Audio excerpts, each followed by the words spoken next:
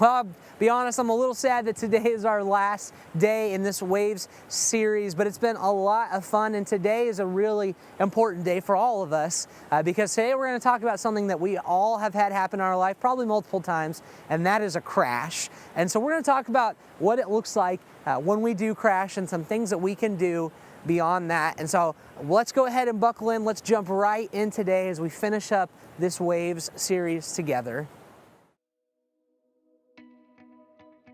Okay, Chase, last day. Yesterday, I'm prophetic, Bubba.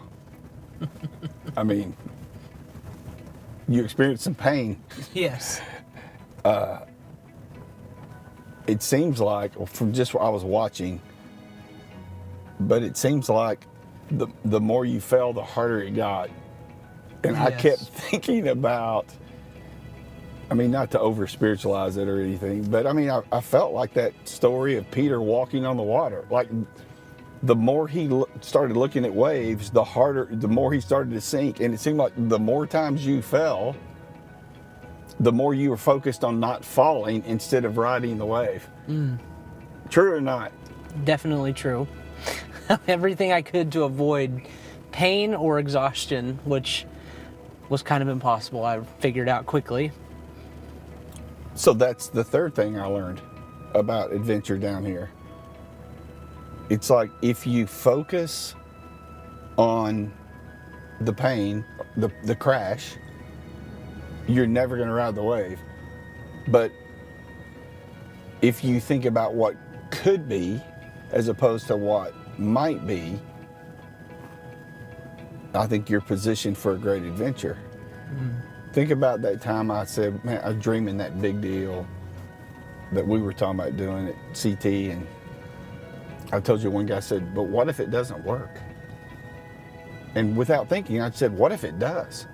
And that's kind of what I learned here. Yeah. That just getting out there is a win.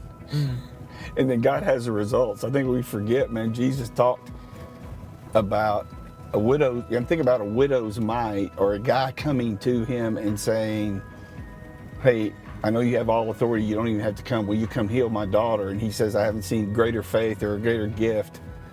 He said, man, the win was in the step forward. It was in deciding that you were going to try to ride the board. It wasn't what happened after you got on the board.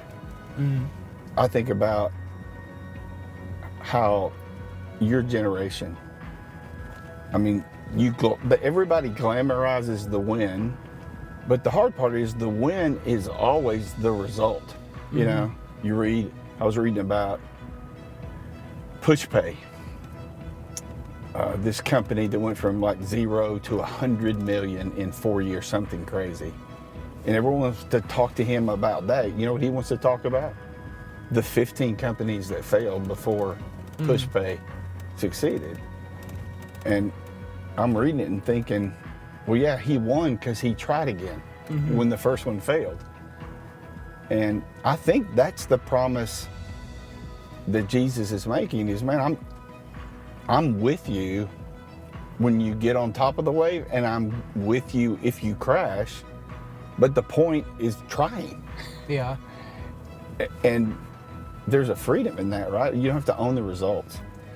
Yeah, I think that was, I know, a struggle for me just personally with my personality, but like you said, even I think a lot of the people I grew up with it felt like everything in life was a scoreboard. Yeah. From what you did at school, what you did in sports, what you did with, pick your thing, whether you were a music person, things even within our homes, and then you show up to church and it's the same thing. It's, I've got to stack up all these wins kind of thing, and kind of losing sight of really, like you said, the point of really being active, of trying, like you said, not giving up, not stopping.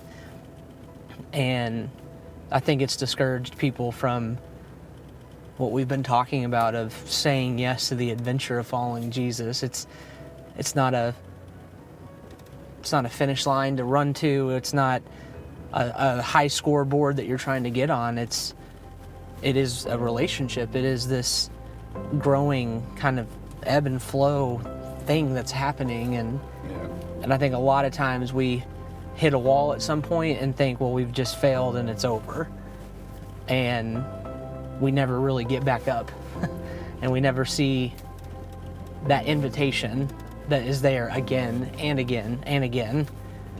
And it is just like the waves. What I've learned is it doesn't matter. It may be big one day and they may be small the next, but they constantly are coming in. And the question is, if you've fallen, and if you haven't, will you get back up on another one? And I think that's the same invitation Jesus gives us. Is you may have fallen, you may be riding high, but when the fall does come, will you get back up and do it again? Or will you play it safe? Yeah. So the win is deciding that no matter what the result, you're not going to play it safe. Micah likes to say,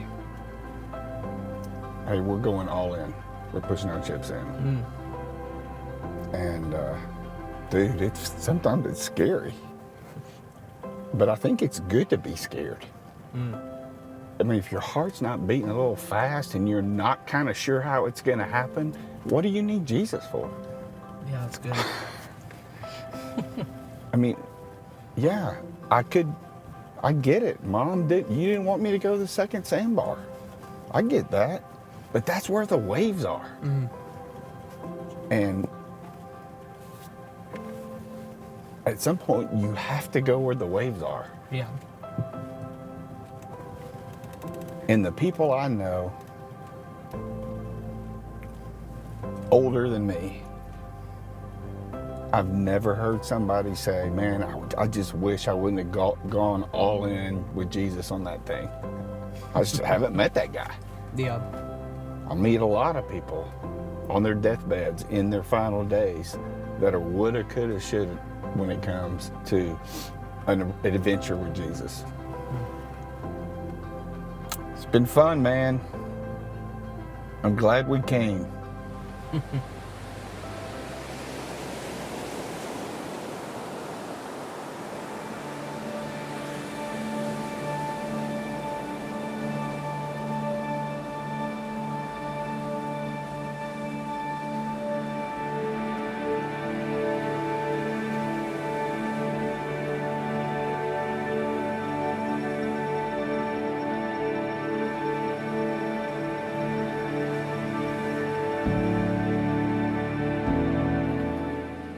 Dude,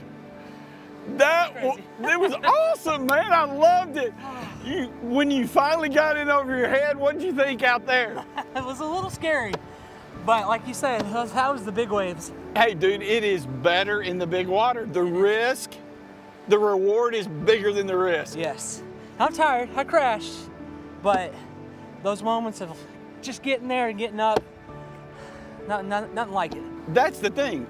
Like, you're going to crash. Yeah. But if the focus is on the top of the wave and not the crash, that's the heart of an adventure. That's good. Yep. I'm gonna go do it again. Awesome, man.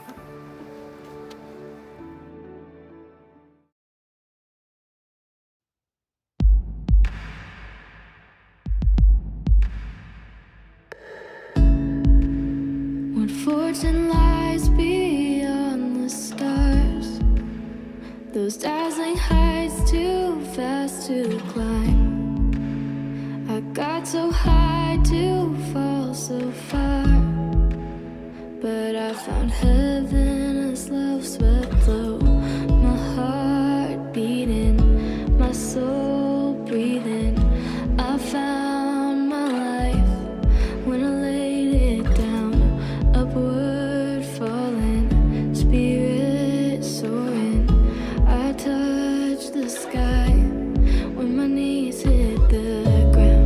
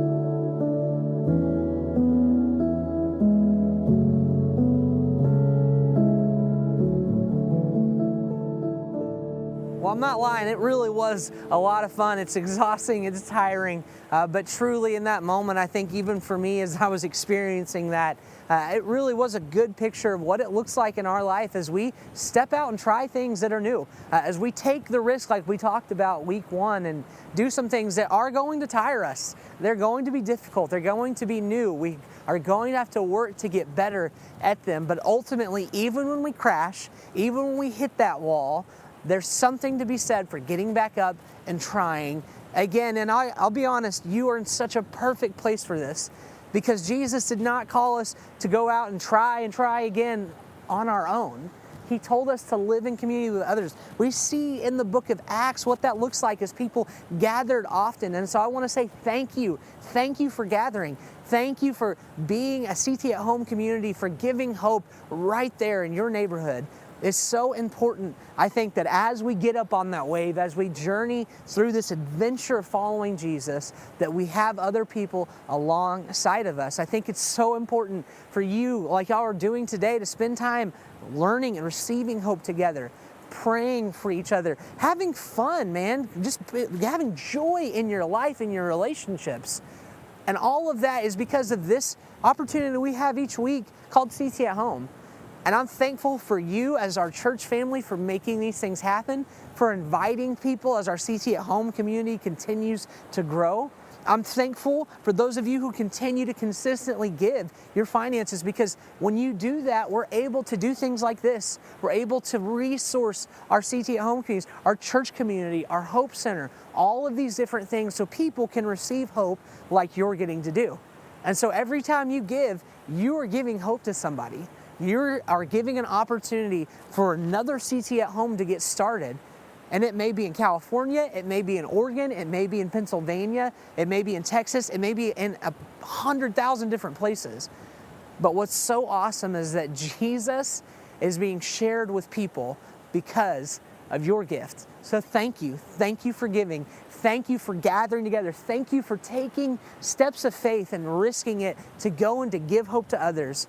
I can't wait to hear more stories about the things that are happening there in your CT at Home community. I hope you have a great day. We will see you guys next week.